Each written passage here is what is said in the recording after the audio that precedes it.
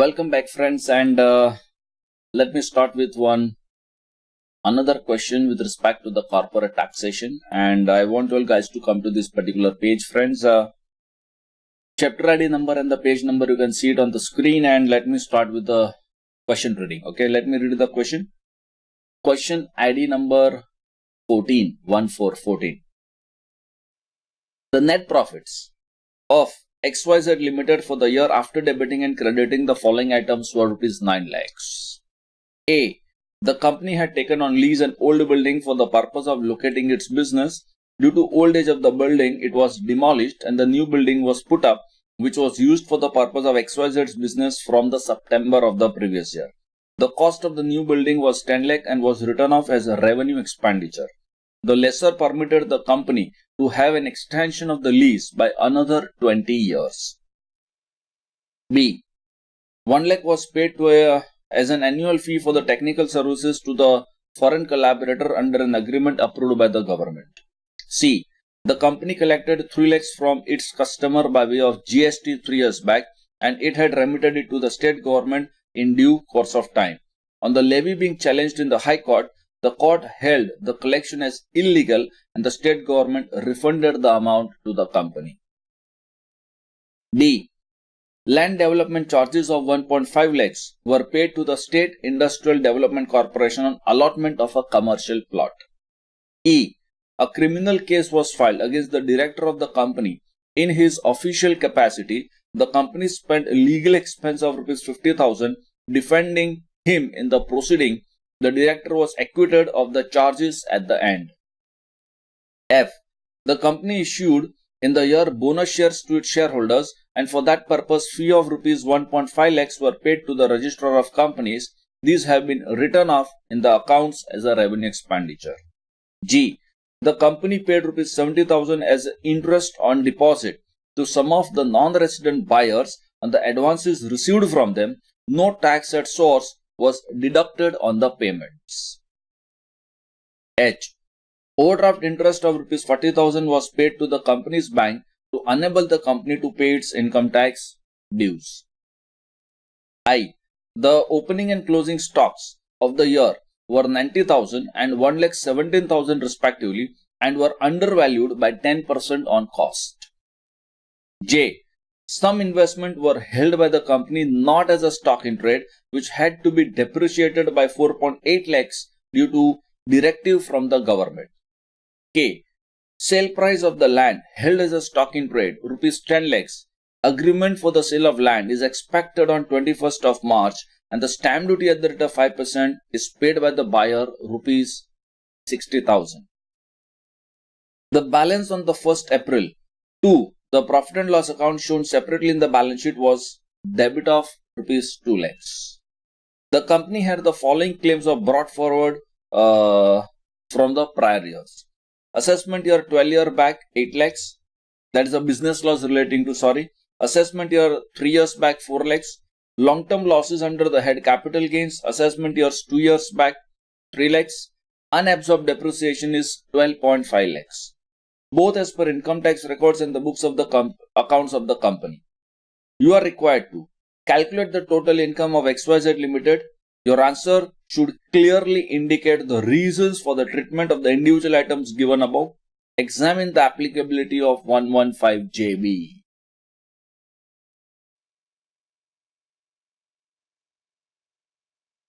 My God, what a question.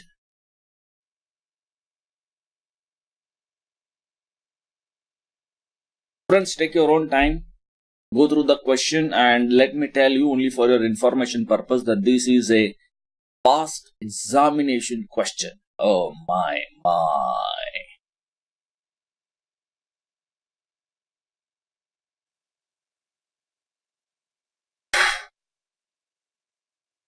Students would really scare when they look at a question like this in the examination condition.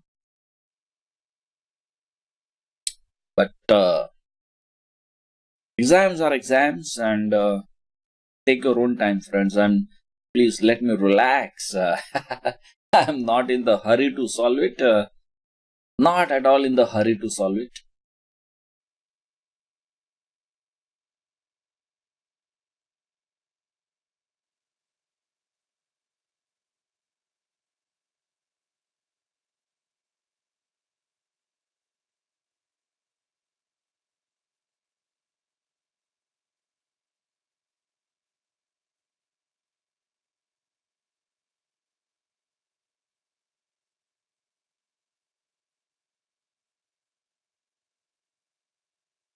And this particular question was asking you, examine the obligations of the MAT.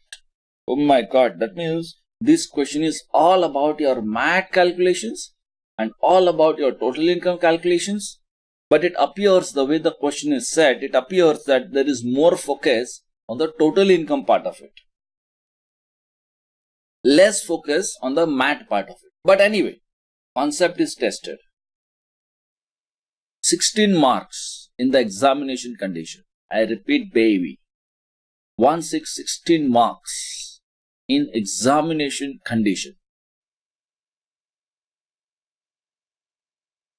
And look at the length and the breadth of the question. I mean, see, the same question, no?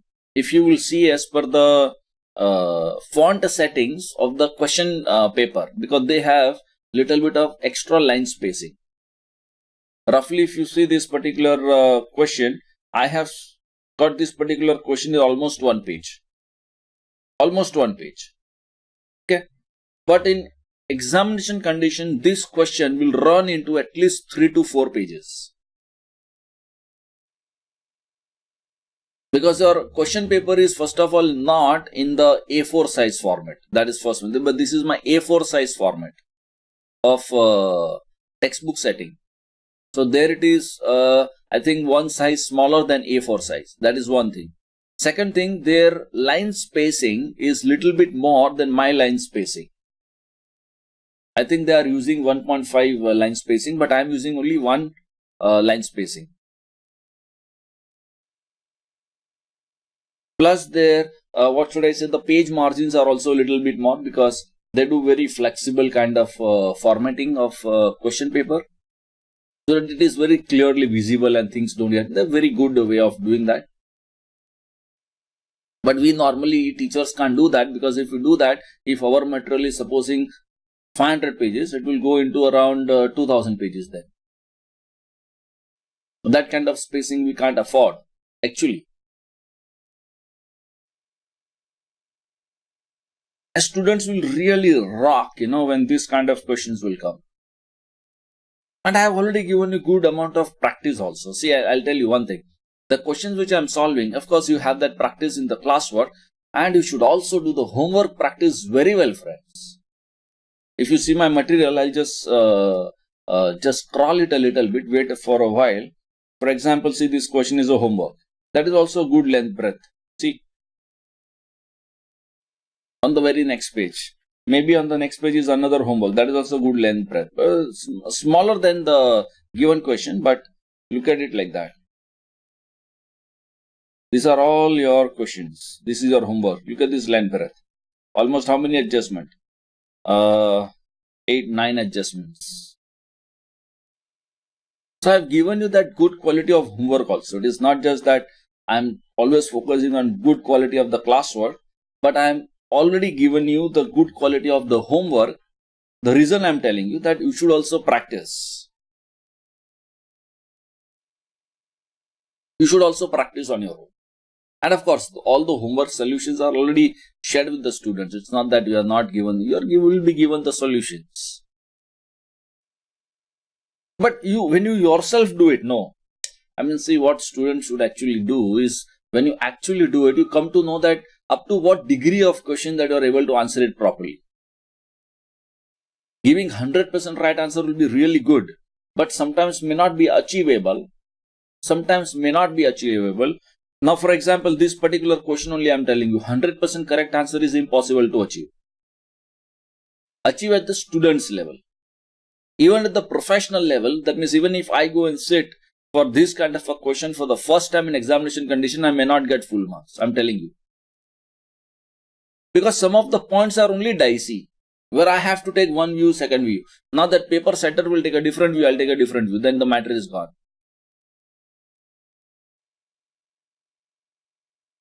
So this kind of question, it is not just the question, but lot of notes, lot of theory points. Everything is lot.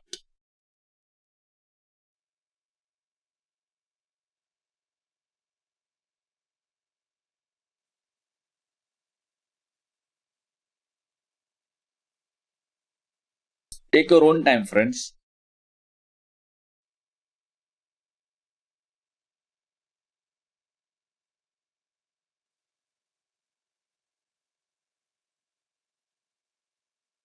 let me start.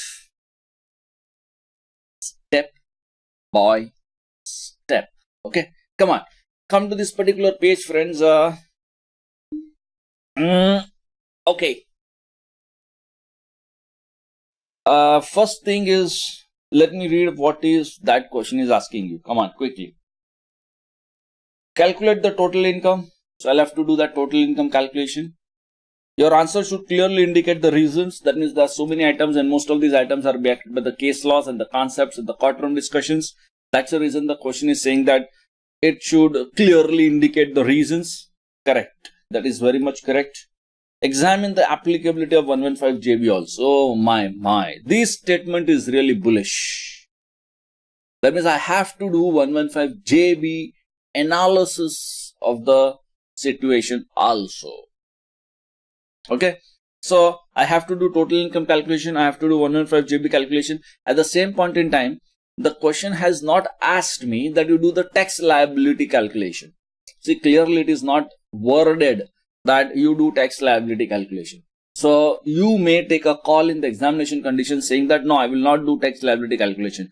I will do total income computation, I will do book profit calculation, but the tax liability working I will not do. You can take that particular view. And as such, in a question like that, it is not very much required to do tax liability because they have not asked you tax payable. Now, read the language of some of the previous questions that we have already solved. Comparative analysis of the questions. Okay. Now, let's check the previous question. This is in the homework category. Okay, but let us see what is it printing. I think it is just the previous page. Just scroll it. Compute the total income of the assessee and the tax liability.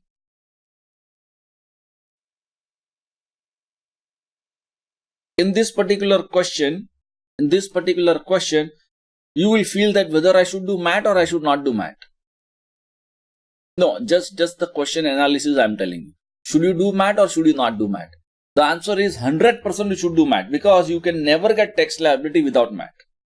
If a question in a simple English tell you that do tax liability, you have to do math for the corporate assessee. You have to means you have to. You have no choice, sweetheart. You will have to do. Okay. So compute total income and the tax liability. So some students will think that no, I have not to do math because they have not printed a math. But that will be wrong because you cannot get tax liability without the math application because only after comparing the minimum alternate tax, you can get the tax liability. Very much true. Okay. Let me see the previous question. This was, yeah, I think this I have solved in my previous class, Netherlands Oil Corporation. Okay. What is the language of the question? You are requested to compute the total tax liability of the company. That is the language of the question. You are required to compute the total tax liability. This question is not even printed, you do total income or you do book profit, something like that. But they have just asked you that do the tax liability working. So you got to do everything because for a corporate assessee, you cannot get a tax liability without applying math. Keep that in mind. Okay. Let me see still some more question before, if at all. This question was, okay, let me read this question. What is it printing? You are required to examine the applicability of 115 JB. So students will clearly feel that, oh, 115 JB I have to do because printed in the question. And compute the book profit. Okay, so you will do that working. That is a part of 115 JB. And the tax credit to be carried forward. Assuming that the total income computed as per the provisions of the income taxes, this figure. Now, this particular question is not printed that you do tax liability calculation. So, students will wonder, oh, tax liability working should I do or should I not do? But answer is that you have to do. You have no choice because see what question has told that you have to find out the tax credit to be carried forward. How can you get the tax credit carried forward without calculating the tax liability?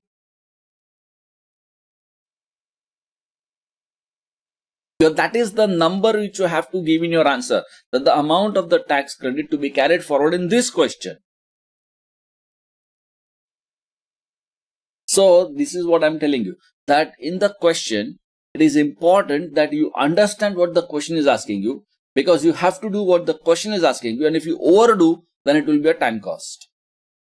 See, we don't have that concept of negative ranking. Negative ranking for the finalist students, we don't have that kind of a situation.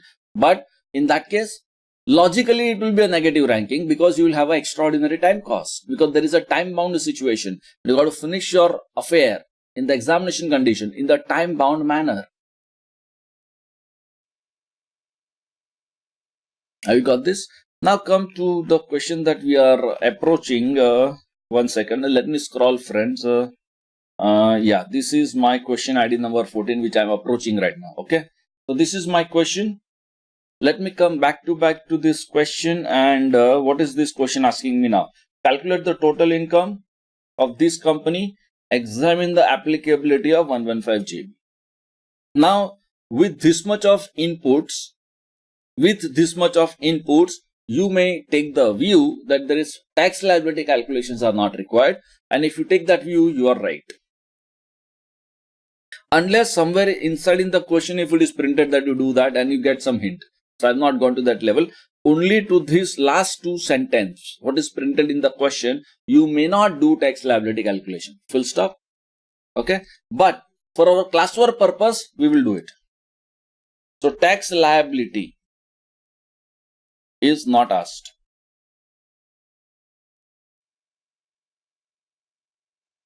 But they have asked you total income and they have asked you 115 JB.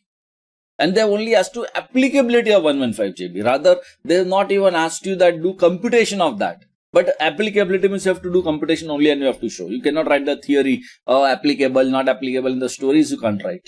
So you better do computation and show it that this is how it is applicable. Finish. So this all adjustments we do and this all adjustments we not do. Finish. Okay.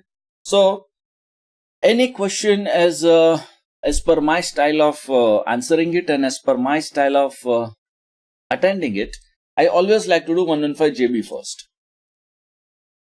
Given a question where I have to do 115 JB and the total income, I will always give top priority in my classwork situation to 115 JB. The reason being that it is simpler. First of all, comparatively it is simpler. And two, the adjustments which you do in 115 JB gets repeated for total income. So basically, I have that clarity of mind. I mean, I've done 115 JB adjustment. Immediately, I can say that no, the same will be adjusted in total income also. For example, transfer to reserves. Transfer to reserves is not expenditure. So transfer to reserves get added in the MAT. It will also get added in my normal calculations. So that way I have that, the flow of understanding. And I think my mind is suited that way. I mean, I'm not telling you that do it like that only. If you are comfortable other way around, you can do it. There is no hard and fast rule, friends. Okay. So I'll open up my answer now.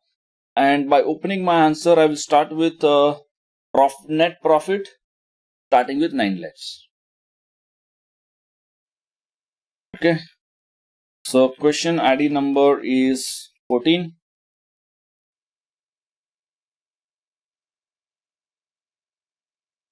Calculation of book profits.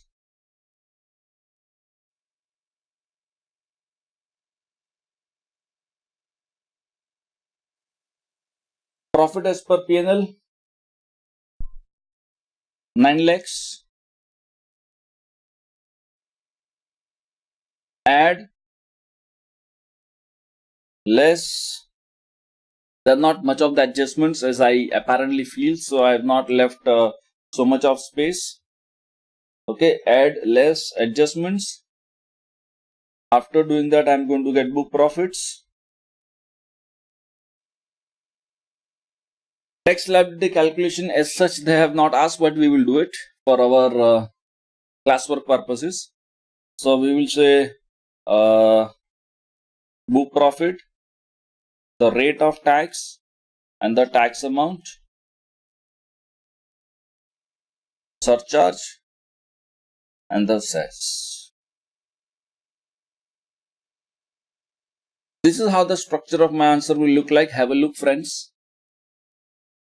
I start my answer with the book profits, which is printed in the question. Then I do some add less adjustments.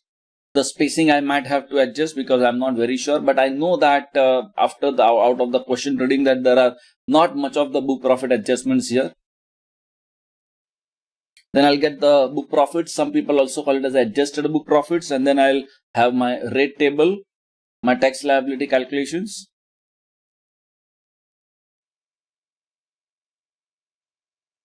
Okay. Now I'll have to go and analyze each and every point step by step from the MAT point of view, Okay. Now this is some leaves of old building and all that kind of things. This does not have any effect in the MAT. Now, only thing that you should remember in the MAT, of course, because in a question like this, it can become a material point, is that is this 9 lakhs, is this rupees 9 lakhs as per the compliance of the company law. That means if there was some debits which was absolutely in the violation of the accounting standards, or if there were any adjustments in the books of accounts which were absolutely against the accounting principles, those things you can catch it very quickly. But your accounting principles, as long as they are complied with and as long as they are followed properly, no need to touch the figure of 9 lakhs. So keep this basic point in your mind that you have started your answer with 9 lakhs on the assumption that this 9 lakhs is in compliance with the company law. Otherwise, if you don't believe this and if you don't, then you can't start your answer with only 9 lakhs, because first of all, you have to adjust the 9 lakhs. Okay, so doesn't require. Now, annual fee for technical services is already debited because all these items are debited, credited. So they are all debit credit as per books of accounts. So we're not going to analyze further. Is it a proper accounting debit credit? Yes, it is a proper accounting of debit credit. So skip that point. Now the company has collected from the customer GST some 3 years back, or you can say indirect tax 3 years back on the levy and all that. So that's the proper accounting they have done. Land development charges debited. Okay, it is already debited. Criminal case was filed against the director of the company and all that expenditure is debited. So okay, debited. Now here in this case, I'll tell you a doubt which normally I have. But that is only, what should I say, borderline doubt. So we don't focus that from the MAT point of view. Okay. Now, for example, just imagine, for example, okay, this is a land development charges. You have already debited to the P&L. This is actual fact printed in the question. Okay. But maybe I feel because I am a student, I feel that it should have been capitalized. So I feel that my debit is to P&L is not correct. I feel that. You can feel like that. For example, revenue capital expenditure. Any corporate who wants to suppress the book profits will like to write off everything. That means even capital expenditure they like to write off. Because when they write off in the books, they reduce the book profits. So these revenue capital doubts, let me tell you, these revenue capital doubts are always a dicey doubts. Dicey doubts in the sense that there are a lot of courtroom discussions, there are a lot of judgments, a lot of discussion with respect to accounting standards, proper accounting systems and all that. So these dicey doubts, don't disturb them in the book profits. That means don't adjust 9 lakh rupees for that. Don't adjust 9 lakh rupees for those kind of revenue capital doubts which 2% can take 2 different views.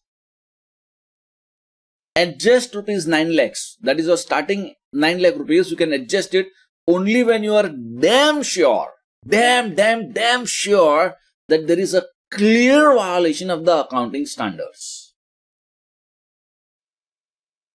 So don't do, I'm telling you, don't do any silly adjustments to 9 lakhs in the MAT calculations. Don't you dare do that. Unless you are very sure. For example, if you do some adjustment, for example, then I will ask you, why have you done the adjustment? Then you'll say, sir, because of these, that, I'll say, open the book and show me. Open the book and show me. Which accounting standard violated? Show me. If you are capable of showing me, then do the adjustment. Otherwise, don't do it. Finish. Have you understood that? Have you understood that? So, this is one of the another key knowledge another key knowledge of the math chapter in the given question, that don't disturb book profits unless you are damn sure that the accounting standards, company law has been violated clearly.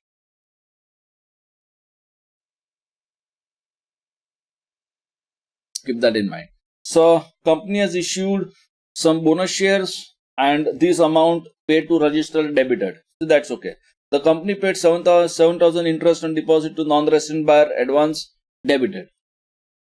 TDS compliance, not compliance, all these things doesn't come in the MAT. MAT is all about books. So next point, overdraft interest 40,000, company is unable to pay its income tax dues. It is a debit items. So as per the books, it is debit only. Because in the books you have asset, liability, P&L. That's all you have. So that is a part of the P&L. So this is how you should accept it.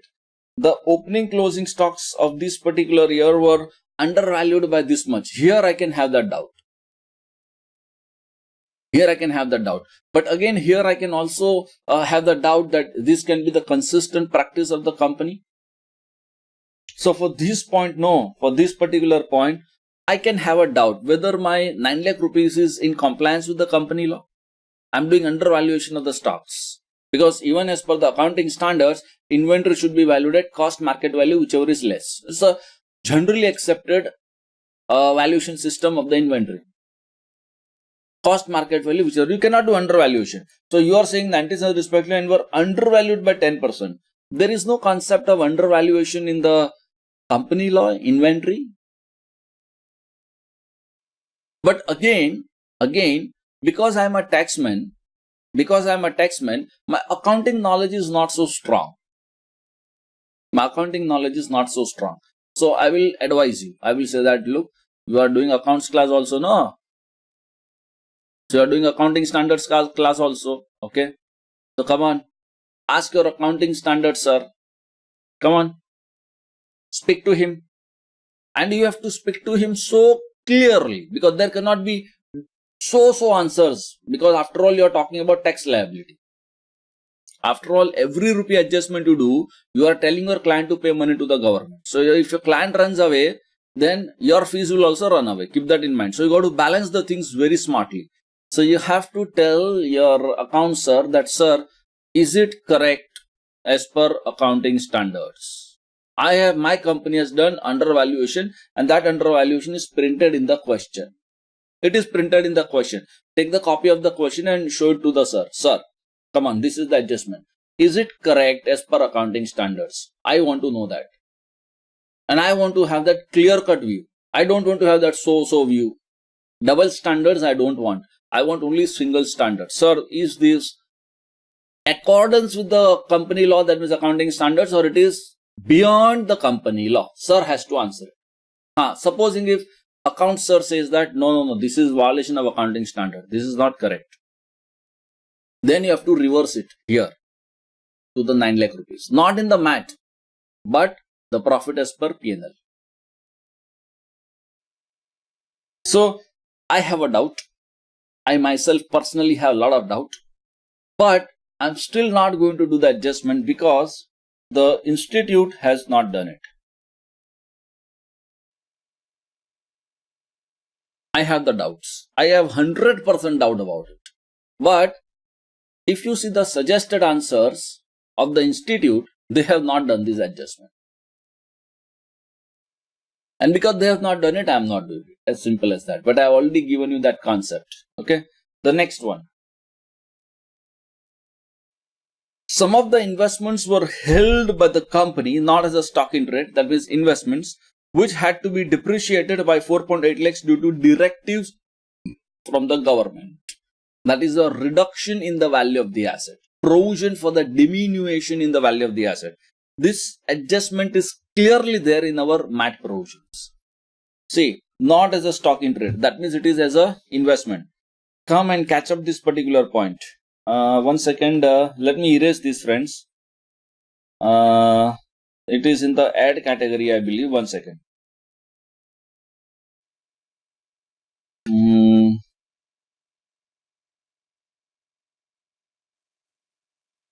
1 second, friends. Let me erase it.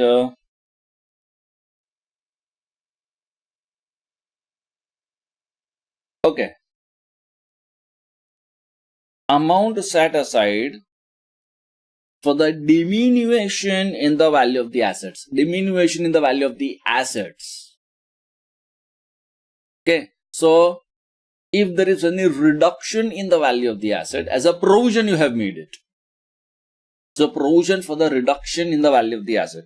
Now, come to the question. Not as a stock in trade, that means as a investments, naturally. And it was to be depreciated, that is a depreciation of the investment, that is a reduction in the value. As per the government directives. So, that is a clear-cut situation of a provision.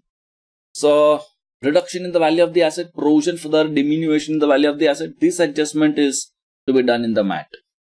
So, that we will do it. So, this is already debited. So, I am going to add it back. Okay. Thereafter, sale price of the land held as a stock in trade. Agreement for the sale of the land is executed on 21st of March. Stamp duty value is this figure. So, that is also purely the part of our tax calculations. And the balance on the 1st April profit and loss was to the debit of 2 lakh. This is also a very important point. But before that, let me open up my answer. Before I can discuss that point. Oh, I have already opened up my answer. Okay. Add. Provision for diminution in the value of asset. 4,80,000.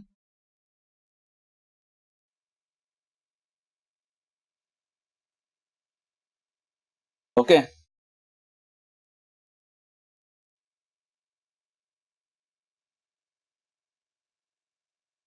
The balance as on the 1st April, profit and loss, it is a balance as on the 1st April. So, 1st April is basically our opening balance.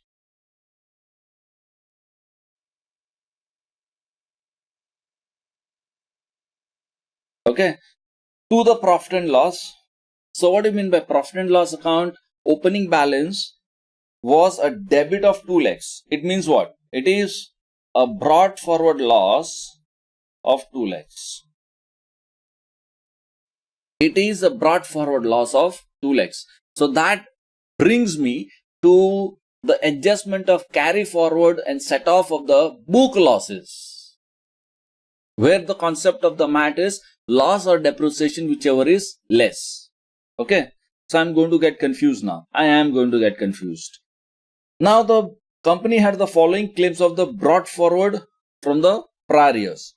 Business loss relating to assessment year 12 years back, assessment year 3 years back, long-term loss under the head capital gains, unabsorbed depreciation as per income tax records and as per the books of accounts of the company. So, loss figure is 2 lakhs and the brought forward depreciation is 12.5 lakhs because it is for the income tax purpose and it is also for the purpose of books of accounts of the company.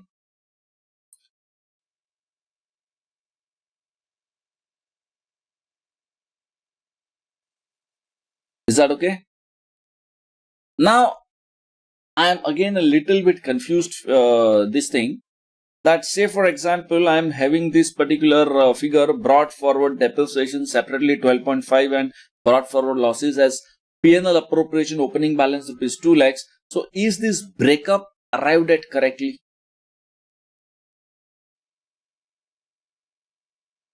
In other words, see in your books of accounts, you also have a fixed asset schedule.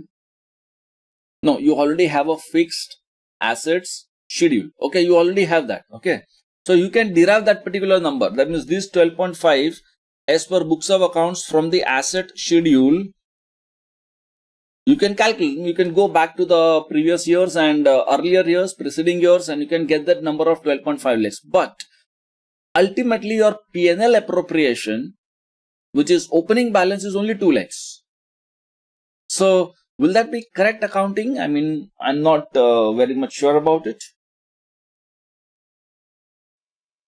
Or should that not be the case? Should that not be the case that the opening P&L appropriation by itself should be 14.5 and of that the breakup should be 2 and 12.5 separately?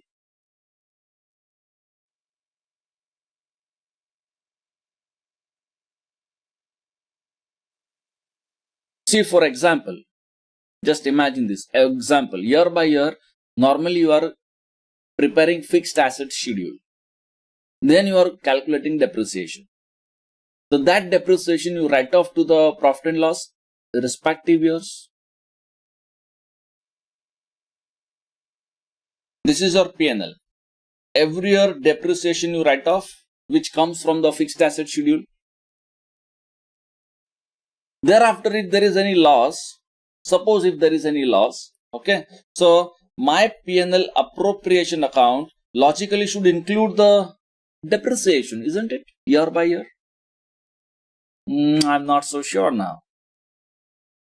Why is profit and loss opening balance is only 2 lakhs and 12.5 separately given to me as a brought forward depreciation?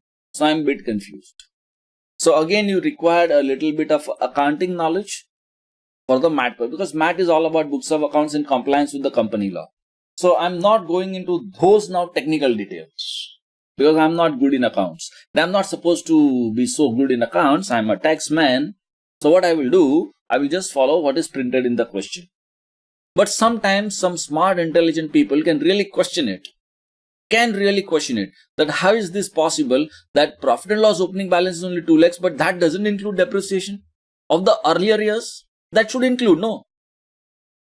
Because see, in the books of accounts, for unabsorbed depreciation, which is brought forward, this is 12.5 lakhs, which is actually a brought forward figure. It is in which ledger? Because after all, it has to be in the ledger. No, somewhere it has to be in that ledger account, right?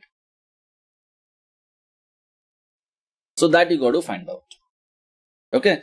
So I will just go, because it is printed in the question, brought forward book loss, depreciation, whichever is less. So I will do that adjustment, and I'll pack up with my almost the MAT discussion. Okay. So this is my brought forward losses.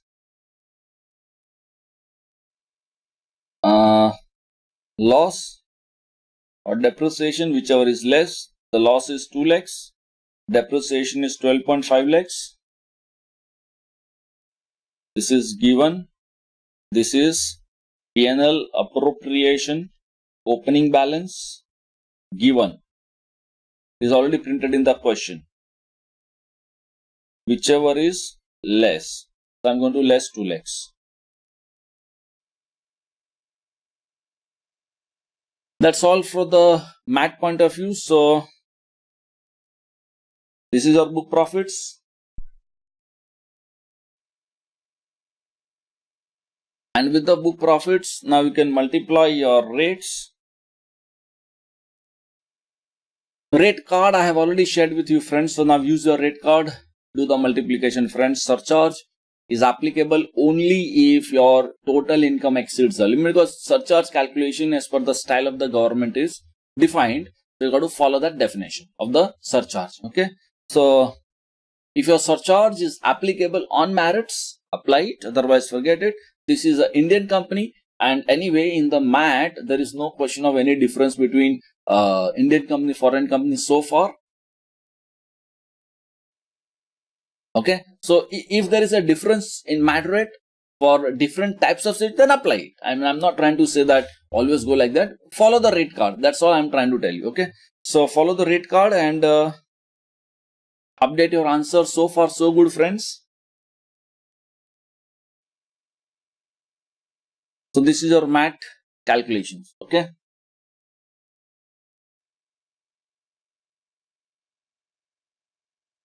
Let us go to the tax liability calculation now.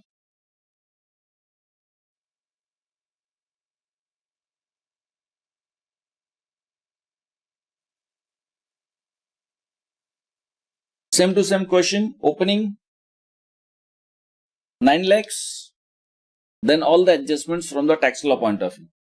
So let me open up my answer and thereafter we'll do each and every adjustments. Computation of total income.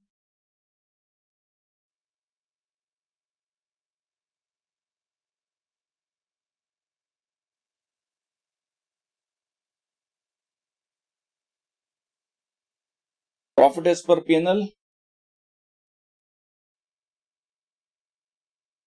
9 lakhs. Add less adjustments.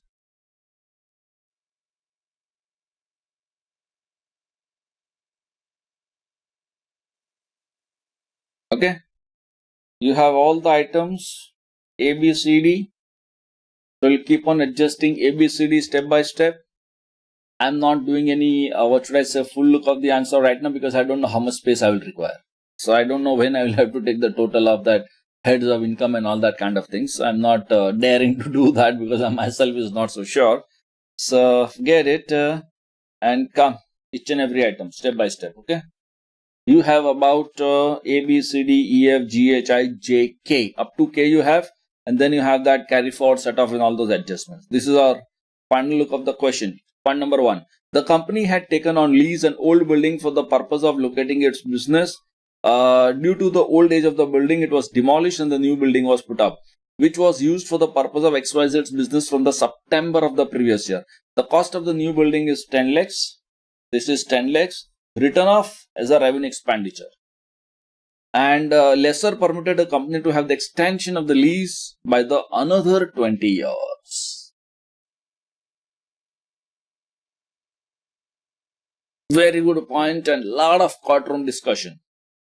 Ultimately, this is the cost of this particular new building.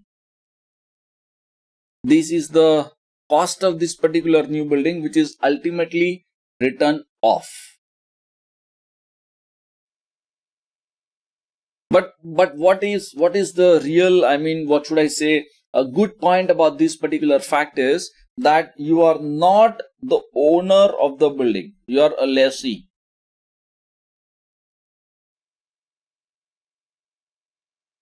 You are not owning this particular asset. And that is one of the reason, logically you could not do the capex. See, we say, no, you have to go to capitalize this. For example, if you were the owner of this particular building and you have done the improvement to the building, you would have straight away done the capex. But in the given situation, you could not do because you are not the owner.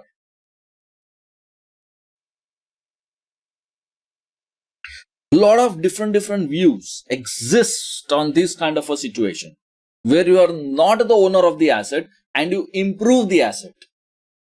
And this concept can be extended to any type of the asset. Building is one of the best example in the real life. For example, you can have any asset of which you are the lessee and you do improvement to the asset. Why? Because you are actually the user of the asset. You are not the owner, but you are the user. So to your advantage, you need to do the improvement. You are doing the improvement. Lot of different views exist on this particular front. Somebody will say it's a pure revenue expenditure, so just write it off. Somebody will say it's a capital expenditure because after all it is an improvement to the building. You can't write it off, so you got to do the capex. Somebody will say that no, you are going to do the capex, but again after doing the capex, whether you will get depreciation on that, not get depreciation on that, because for the depreciation purpose also you should be the owner of the asset. You should be the user of the asset. At the same point in time, in the depreciation provision, there is also a concept of a deemed owner. There is also a concept of a deemed building. If you read the provisions of section 32 very clearly, read with section 30, 31 provisions. So 30, 31, 32, these three sections of the business income chapter, if you read it very precisely, such expenditure can also be regarded as a deemed building.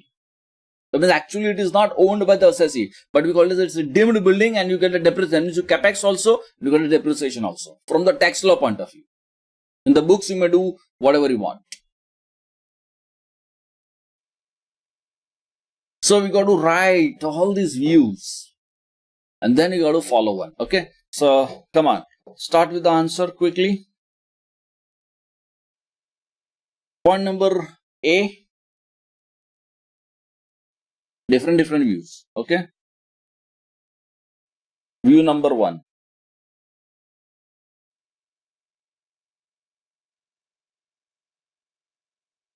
The expense is purely revenue in nature since assessee is not the owner of the building.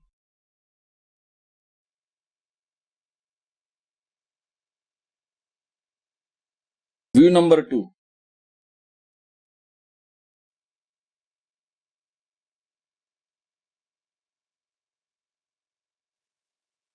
The expense is capital in nature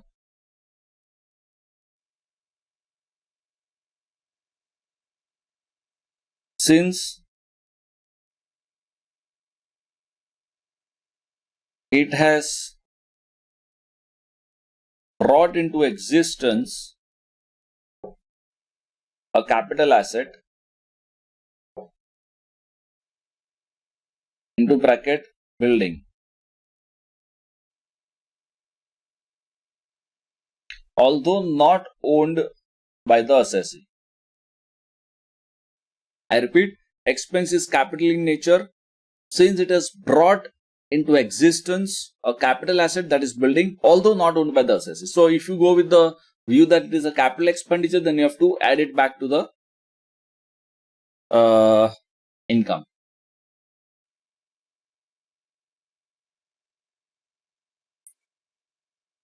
Okay. View number 3.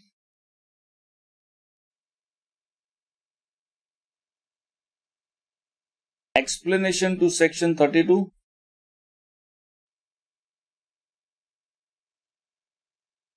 Expense on building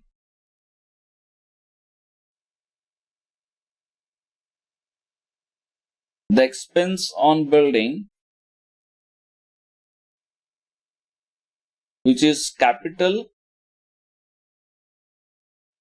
and not owned by the assessee, is a deemed building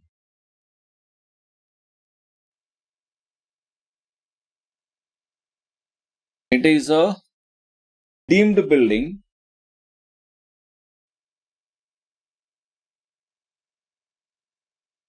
and thus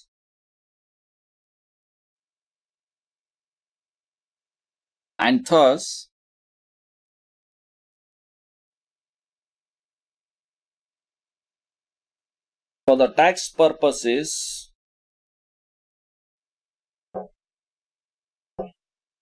it should be added to the block of asset and depreciation is allowed.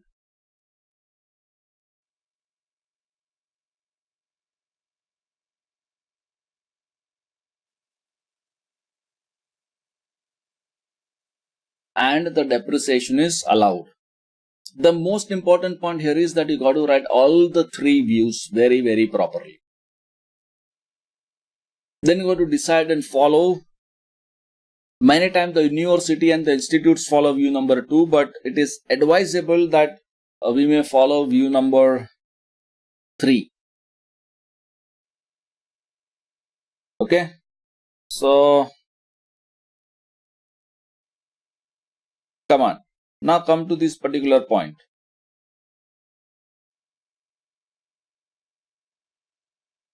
Building was put up, used for the purpose of business somewhere in the September of the previous year, because that test of number of days use. Somewhere in the September it is put. So if it is used for 180 days or more, then you get full rate of depreciation or you get a half rate of depreciation. So for tax law purposes, full rate and half rate can also matter, and that is the reason this September of the previous year printed. That means roughly if you see October, November, December, January, February, March, 6 months. So 180 number of days test is satisfied, and therefore it will be eligible for the full rate of depreciation. Have you understood that? And so if you are following view number 3, and I think it is very much advisable to follow view number 3, but institutes follow view number 2, some universities follow view number 2. So let me suggest that sometimes view number 3 is also very well adapted without any problems. If you want, you can follow view number 2, but write all the views and follow whichever. View number 2 also, if you say that, okay, I followed view number 2, that means I will say that it is capital expenditure, so I will disallow, but I will not give depreciation. In view number 3, you will disallow the expenditure, plus you will give the depreciation. So I am following view number 3.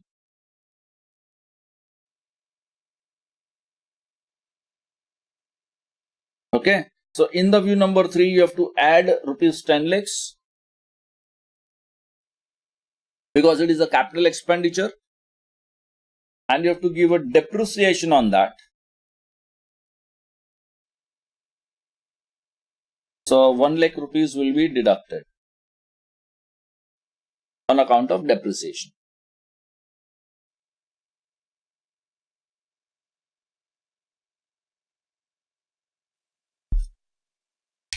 And I can also write a note, put to use in September.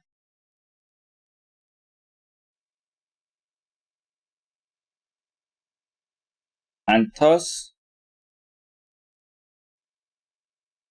full rate of depreciation, because income tax depreciation is full rate or half rate. Come to the next point.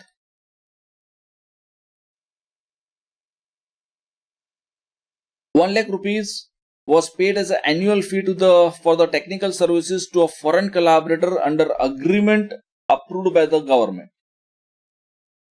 This is an annual fee for the technical services. You know, there is something as a royalty technical fees. Keep that in mind. Royalty technical fees.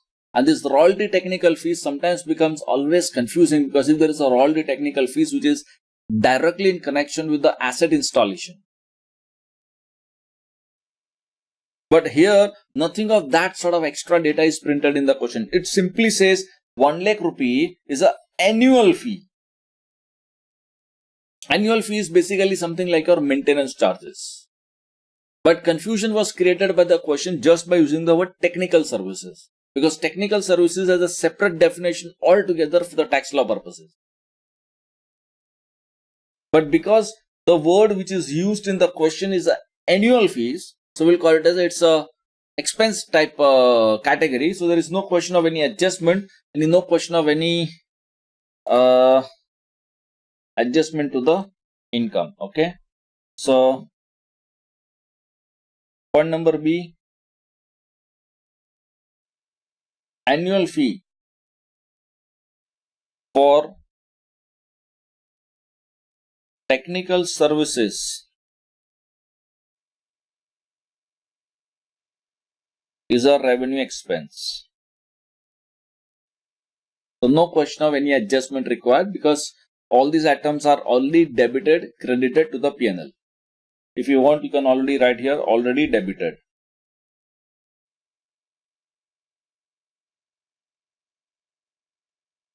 Okay. Next point.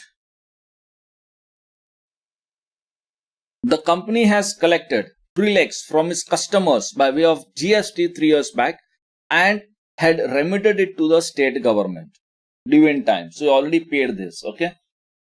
You have already paid this. So logical understanding of whenever you pay these indirect taxes to the government, that means it is allowed as a deduction as per section 43B, cess duty tax allowed as a deduction upon the payment basis. Okay, so it is already done. But that has happened some few years back, the history. On the levy being challenged in the High Court, so now there is a challenge in the High Court. The court held that collection is illegal. That means High Court has already decided in the favor of the taxpayer, said that collection was illegal, and the state government has already refunded the amount back to the company.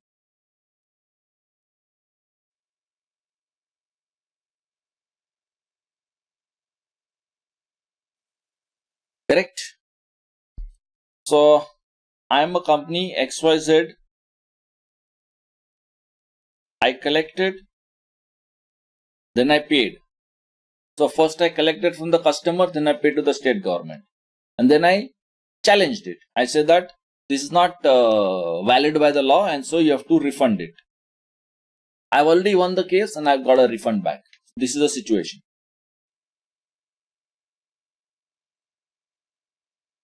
Only thing what is not given to us in the question that now whether this challenge is pending in the Supreme Court or not. In other words, the point here is whether this rupees 3 lakhs, which is now received by the company, is it an income of the assessee? That's a question. Put it differently.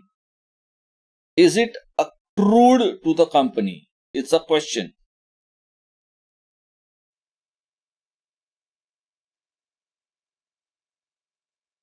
Again, put it differently. It is possible that this challenge is pending in the Supreme Court, but still the same question. Is it accrued to the assessee? That means, is it my income? Have you understood that? Okay. Particularly with respect to indirect taxes. I repeat, friends, particularly with respect to the indirect taxes, let me tell you, there are type of transactions, but how does the revenue recognition, taxation, accrual, general view, because there are many different kind of, judgments. So let me summarize variety of judgments and give you the entire overview, and then I will give the answer. Okay. So first of all, this point number C.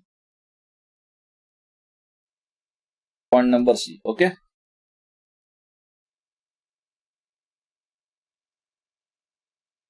Indirect tax example, first of all, GST collected from the customer. This is a flow of transaction. Collected from customer. Then pay to the government. Thereafter, you can get the refund.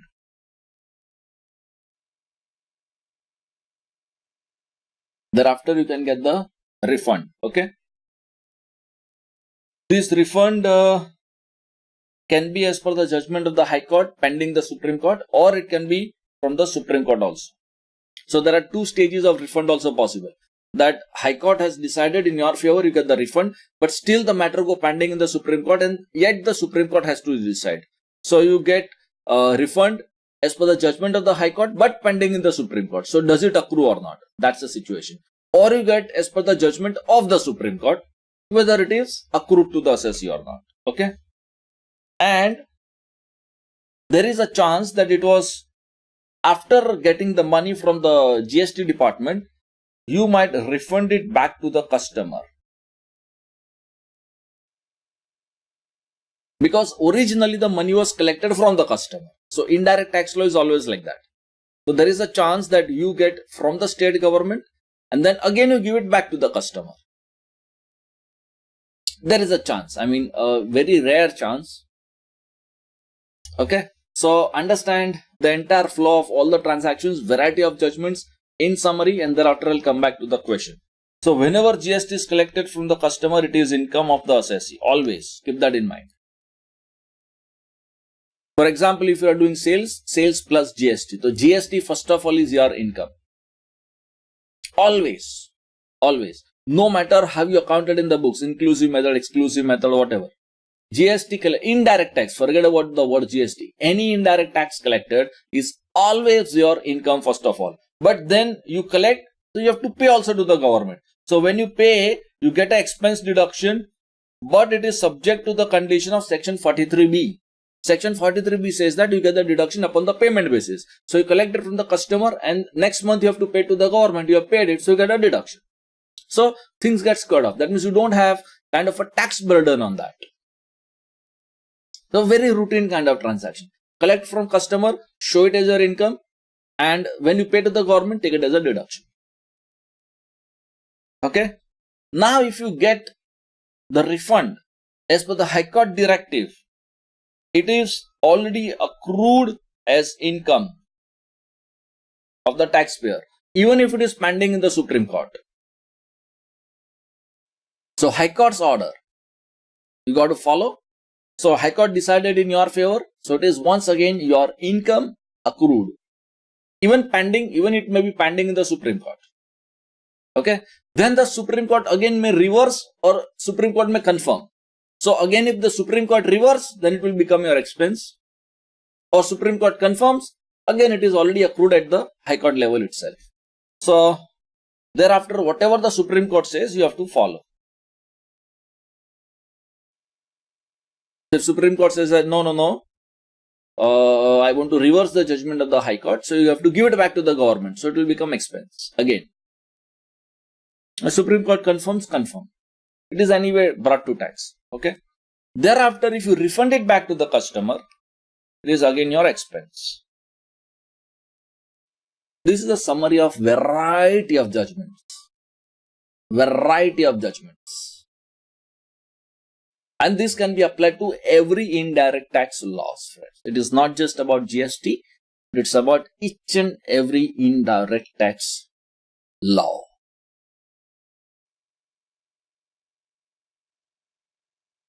Is that okay, baby? Come on. Now let's come and read the question. The company has already collected 3 lakhs some years back. On levy being challenged in the High Court, the court held the collection is illegal and the state government has refunded the amount to the company. So this refund is already the income of the taxpayer. And this income is also covered under Section 41 of the Income Tax Act. And that detailed discussion I have already done it in the business income. So let us update the answer. Refund of GST is the income. Okay. So you do not require any adjustment because it is already credited to the P&L. Is already credited to the P&L. So it is anyway the income and it is already credited to the P&L. So no further adjustments are required. Okay. Next point.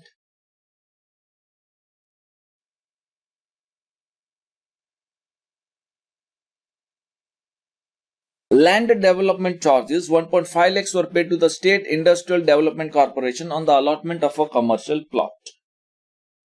Because the land development charges for the allotment of a commercial plot.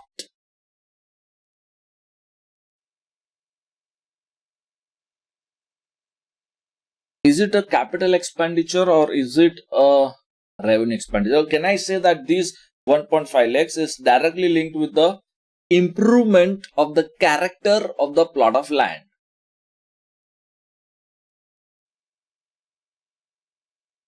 So this particular plot of land has been allotted to you, and for the allotment you have been paying 1.5 lakh rupees lump sum to the State Industrial Development Corporation. So can I say, I repeat, can I say that this particular money of 1.5 lakhs is a capital expenditure? And let me tell you, this land development charges for a commercial plot, particularly for the commercial plots, that is your capital expense. So this is not a revenue item and therefore it will be added.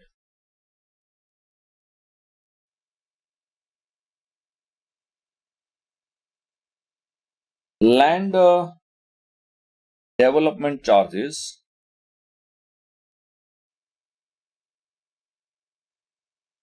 is a capital expenditure.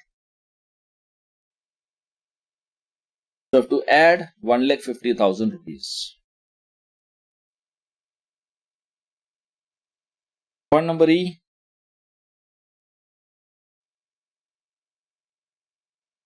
A criminal case was filed against the director of a company. This is also a very good number of judgments. A criminal case was filed against the director of the company in the official capacity. Director in the official capacity, but the case is criminal. The company spent legal expense of 50,000 defending him, and the director was acquitted of the charges at the end.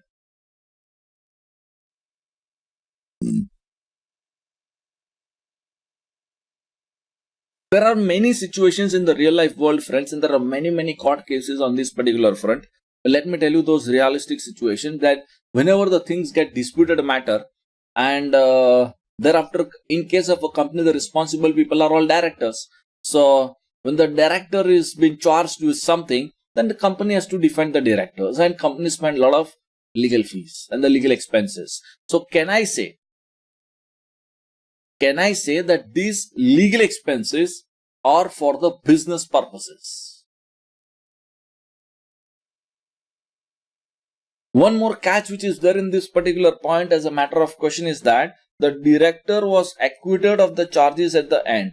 But this statement is little bit superficial, because you will never know at the end. See, given question is printed at the end, but as per our, legal system in our country, years and years it takes to decide the criminal case.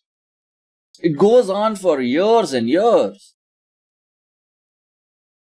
So you might have spent this particular money in the previous year, and this acquitted at the end, this data you will never know in the real life.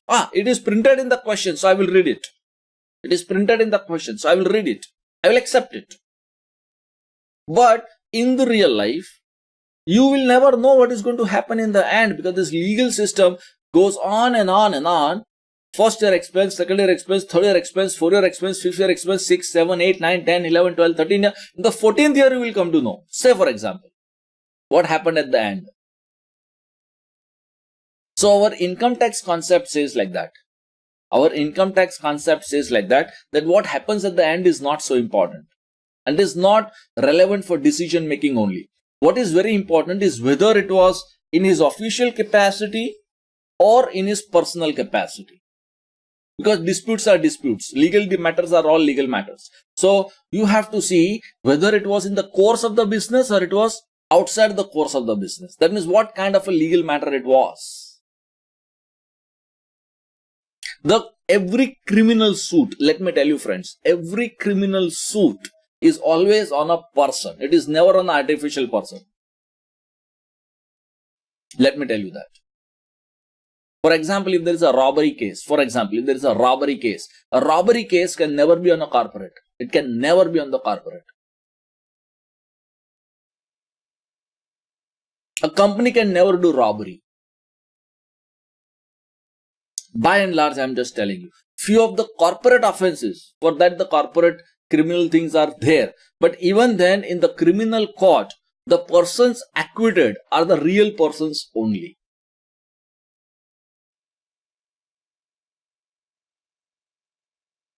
For example, you may say that there is XYZ scam and all that.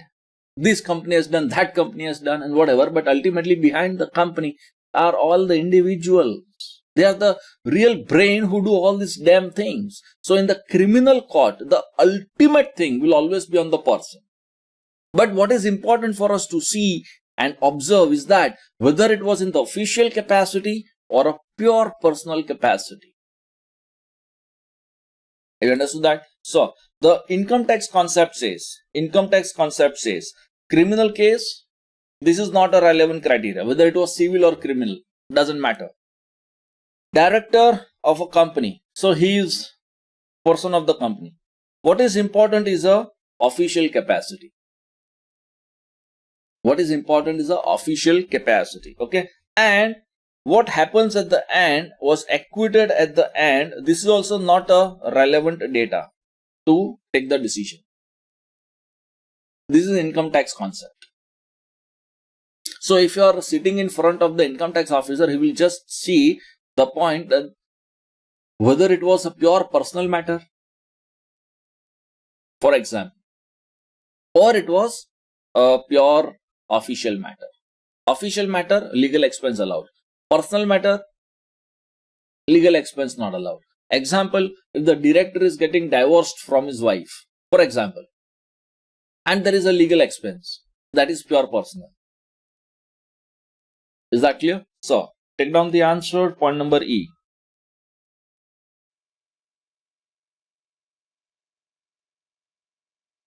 Legal expense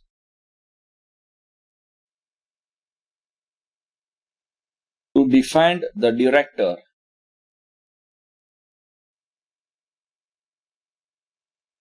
in the official capacity, business purpose is a allowable expense.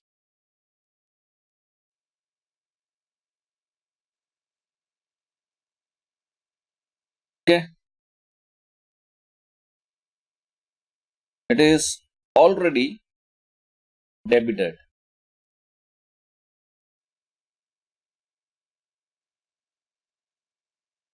Civil or criminal is not relevant.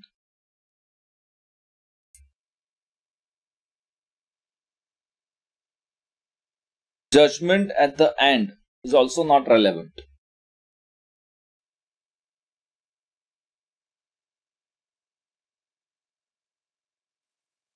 And so you are not required to do any adjustments because it is already allowable expenditure and it is already debited to the P&L. Point number F.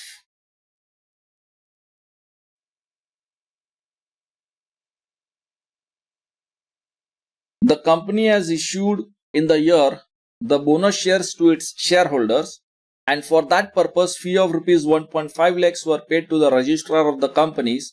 These have been written off in the accounts as a revenue expenditure. Also very, what should I say, a popular kind of a situation and a lot of variety of judgments. Company has issued bonus shares. Okay, let me tell you those judgments first. Point number F. There are many judgments on this front. Let me make a general comment first and thereafter we'll do specific discussion. Okay. Share issue expenditure.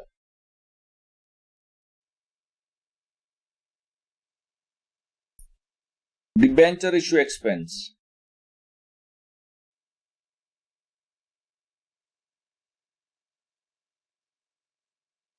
They are all Supreme Court judgments, friends. Very standard kind of share issue expenditure and the debenture issue expenditure, most popular judgment of the Supreme Court. In case of Brookbond India, but let's forget it. But Supreme Court was required to answer what is the nature of this expenditure when it is share issue expenditure and the debenture issue expenditure. That means expenditure to raise funds and expenditure to raise equity. Okay. Very landmark judgment of the Supreme Court, and Supreme Court has said that the test of capital is to be applied here. I repeat, the test of capital. See, when a company raises equity, it is a permanent capital that the company gets in a going concern system. That means you have never to repay this money. You really enjoy this capital, but for the business purposes. So, the test of capital, that you are going to enjoy the capital, you are going to enjoy the money for business purposes. So, it is always capital in nature. But if it is a debenture issue expenditure, you are again going to enjoy the money, but you have to repay the money. It is a repayable funds. So, you don't enjoy the money. Actually, you are paying interest on it, getting a debt on that. So, this particular money is but for the business purpose. It is but for the business purpose, and the test of capital, I repeat, the test of capital. Do you get infinite life for the capital? No, because this is repayable. So this money being repayable, there is no advantage in terms of capital. There is no advantage in case of a debenture issue in terms of the capital, and therefore it is always revenue in nature. Very landmark and very fundamental kind of judgments. Okay. After this, many people follow this concept. What about there is a bonus issue expenses? What if there is a convertible debenture issue expenses? Then what is a partly convertible debenture? Then the people of course followed. Then there are many judgments which followed, like what if you got some finance and you got expenditure of financing? That means you are not a corporate body, but you are a non-corporate, but it is a financing expenditure. We are not talking about interest on capital borrowed. That is again a separate transaction. We are only talking about expenditure to raise the funds. And the nature of that is either equity or a debt. Okay. Now for bonus issue, the courts have said like that. It is also Supreme Court judgment. Okay. You will feel that it's a bonus issue, but it's a capital that we will feel. But actually company does not get the advantage, because the test of capital says that you got to get some money for the purpose of advantage, but it is only capitalization of reserves.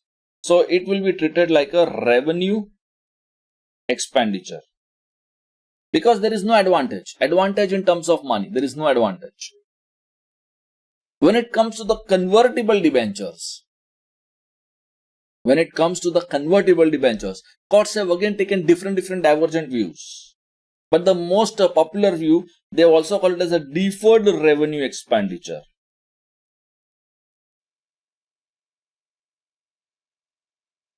Some courts have also taken the view that convertible debenture. So today it is debenture. So today you are issuing debenture. So it will be like a revenue expenditure. So here different views exist for convertible debentures. You can also call it as a revenue, because today it is debentures. So some people also take the view that today it is debenture, so it is like a debenture issue. Then in the year of conversion, when we will have that expenditure, that time we will say it is capital. So different views can be taken depending on the situation.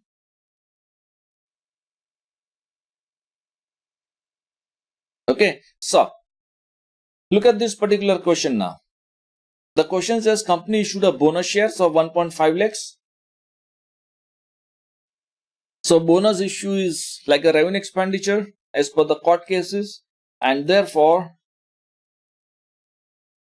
it is allowable. Bonus issue expense is a revenue expense. No adjustment required. It is already debited. This amount is already debited to the P&L. So you don't need any adjustment. It is a liable expenditure. G.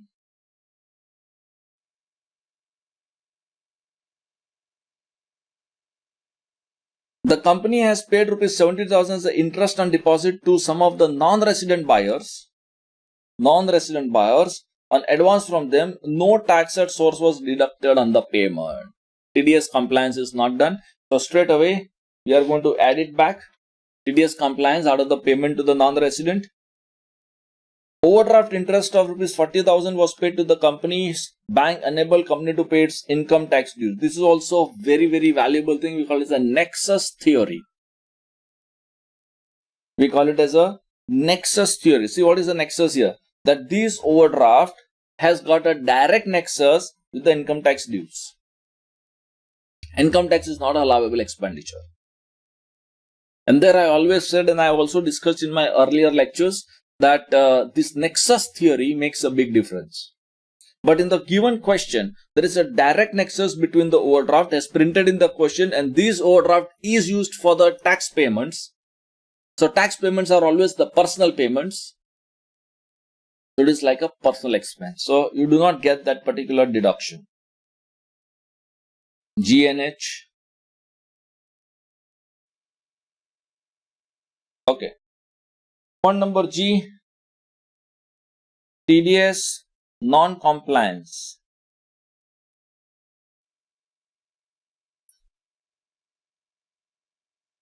Out of the payment to non-residents, you have to add 70,000. H, overdraft for income tax payments on that interest, 40,000 add. Nexus Theory.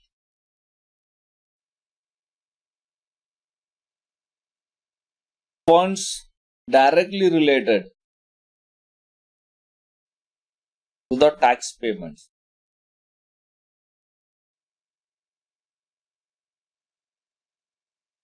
This nexus theory is very important. Supposing that one-to-one nexus was not established. For example, it was common funds, and from the common funds you are paying income tax. Then you don't have to do this kind of adjustments. These adjustments are done because there is a direct nexus printed in the question, and so we are following it that way.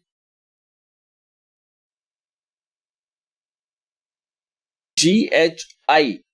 Come on.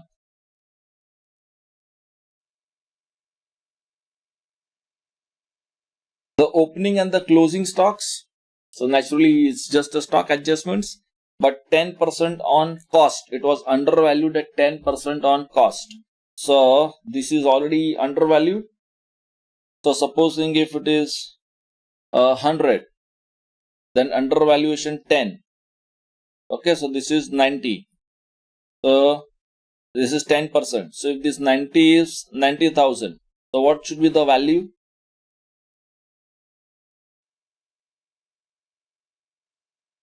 Okay, so this 90,000 will become 1 lakh. So there is an undervaluation to the extent of 10,000. And instead of 1 lakh 17,000, when you will do this, I think 1 lakh 30,000 and 13,000 rupees will become undervaluation. Okay.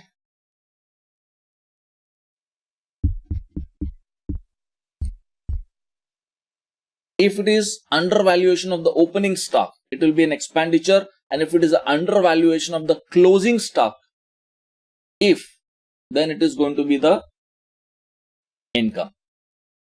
So opening, closing stock both.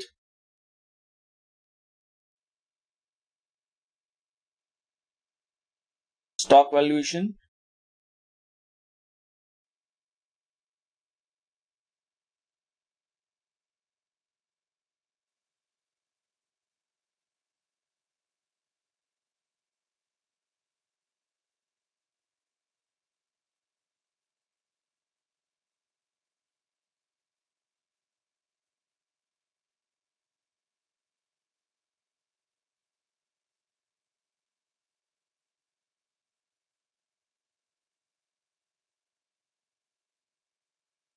Opening stock and the closing stock, the correct valuation numbers.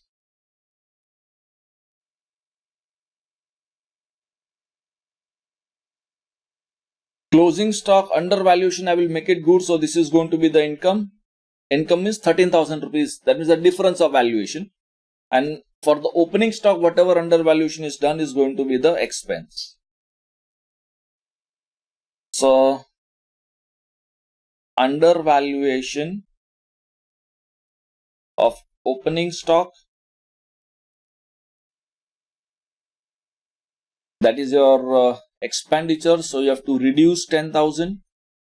And undervaluation of closing stock, you have to increase the profits by 13,000 rupees. Because my question, I have started with profit as per P&L.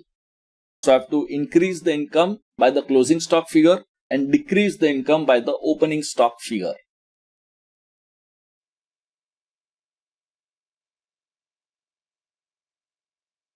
Okay.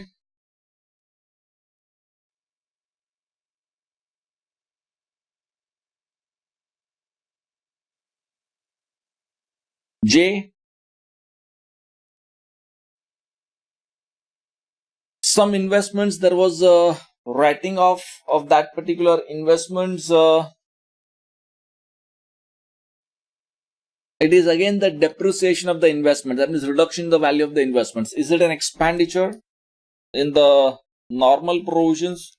Now this is not expenditure item. This is like a capital loss, because this is directly linked with your capital asset, capital investments. So this is not your revenue expenditure item, but you have already debited to the P&L, because all these items are already debited. Look at the title of this particular question.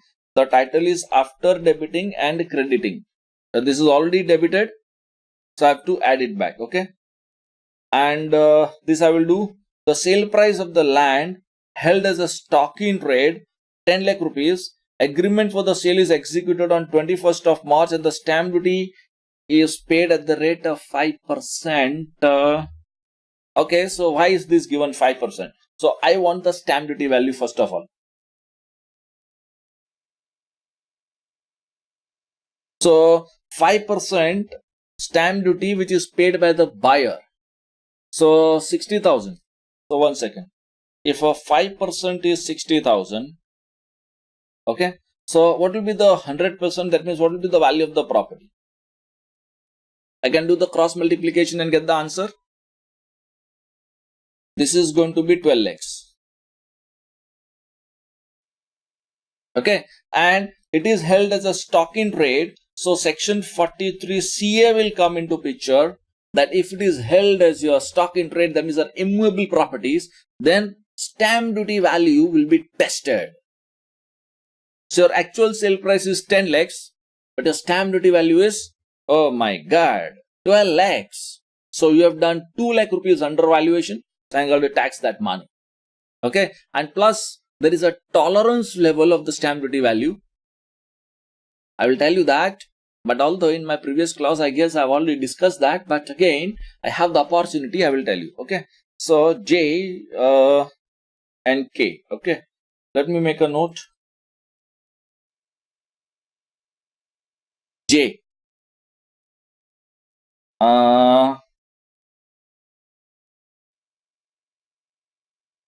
Capital investments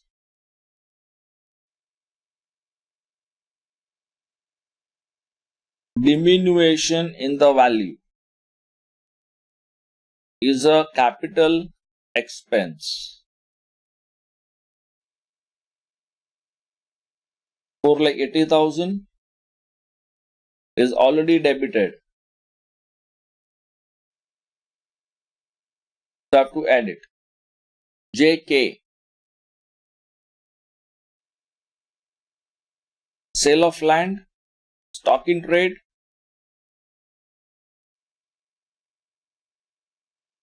actual selling price, and the stamp duty value. Actual selling price is 10 lakhs.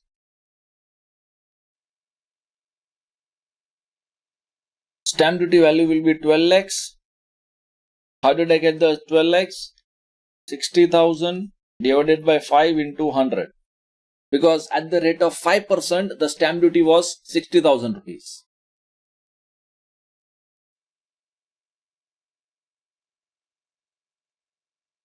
Okay, at the rate of 5%, it was 60,000 rupees. So what would have been the value of the property? Value of the property will be full 100% value, and that is going to be 12 lakhs. Okay, the stamp duty tolerance level, stamp duty value, it is more than 105% of the actual transaction value.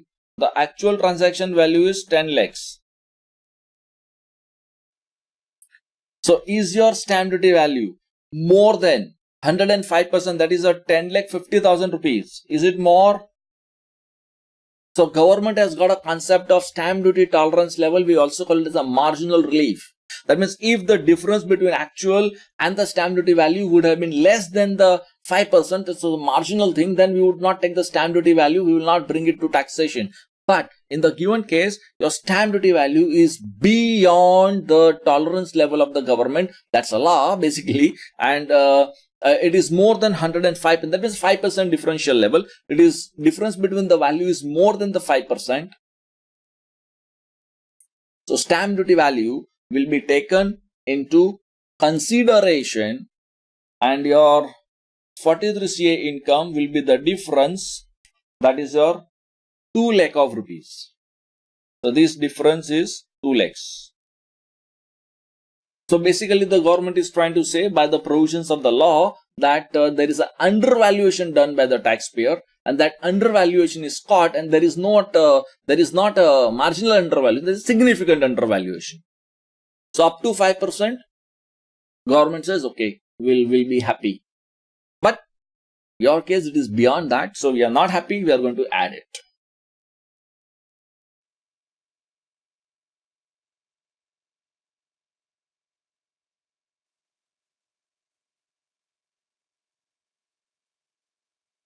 Is that clear? Okay. Further,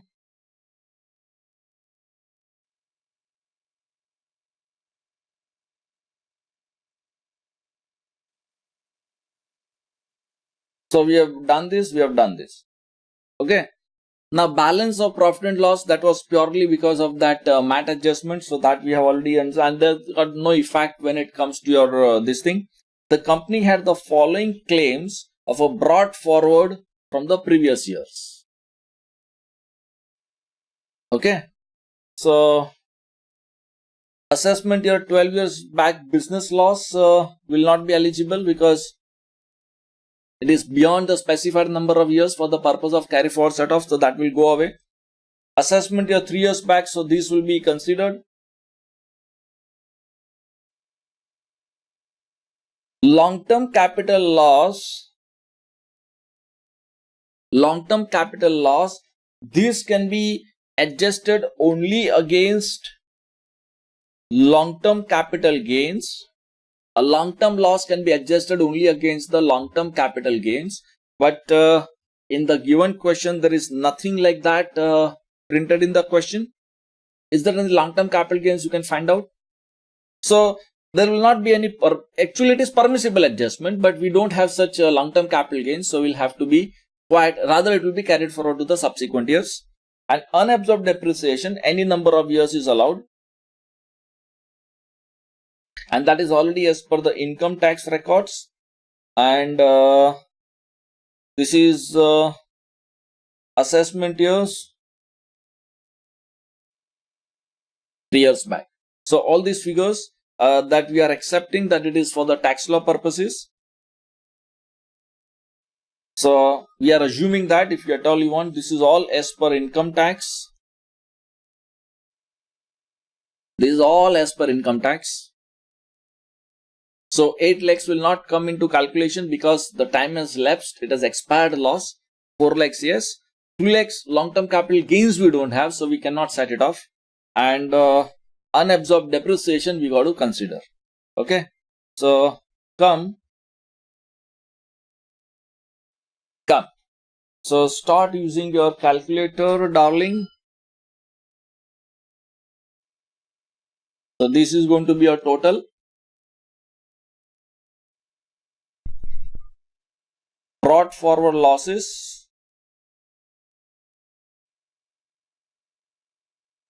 business loss, 12 years old,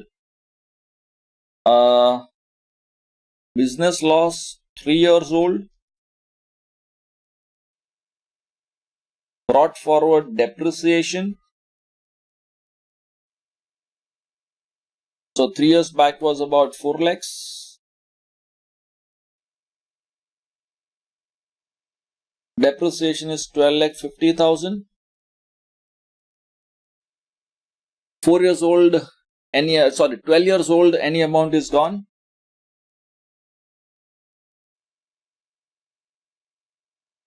Capital loss, it is already printed long term, so you cannot do any adjustment. There is no qualifying income in the current year, so nothing is there.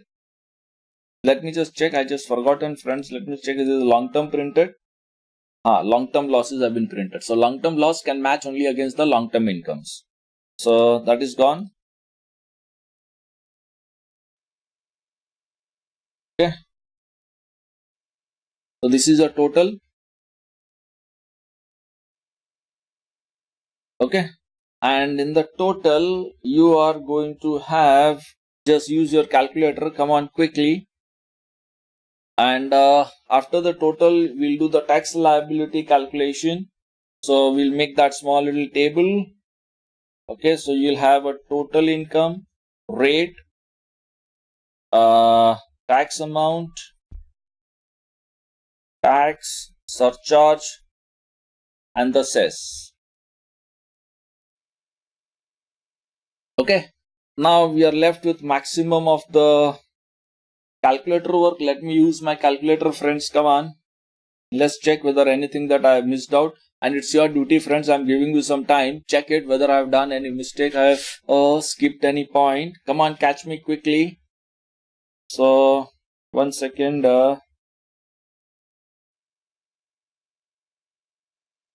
Okay. Started with 9 lakhs.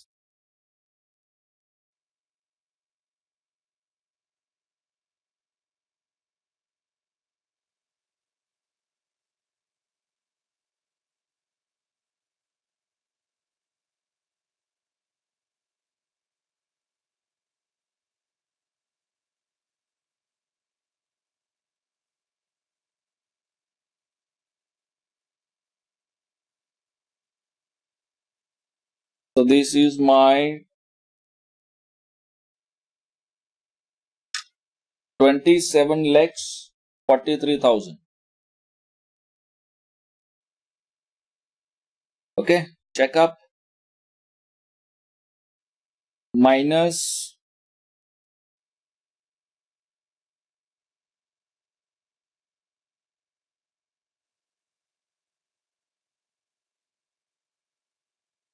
10 lakhs 93,000.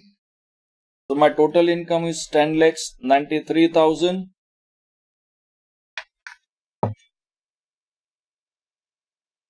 Come on, friends. Check up your total. Have a full look of the answer. Come on. The final look of the answer quickly. And start doing your tax liability calculation. Check up all the totals. Multiply with the rates of the company. In the given case, check out Indian company, foreign company, because here there can be different variety of the rates of tax. Surcharge. Surcharge will be applicable only when your income exceeds some basic limit, which is specified for the purpose of surcharge. So I always say that surcharge will be levied on merits, multiply with the rate of cess, and you are going to get this particular tax liability. Check all the totals, friends. All the notes and everything should be updated properly. This is like a 16-mark examination question, high value, and you should have the target. Clarity in the answer is very important. Update your table. Once you have calculated this tax liability, then you have to compare it with the tax liability under MAT provisions to arrive at the decision of net tax liability. That statement is a must. However, friends, in the given question, they did not ask the tax liability calculation, but I have done it just for the classwork purposes so that you guys also enjoy. I also enjoy. Oh my.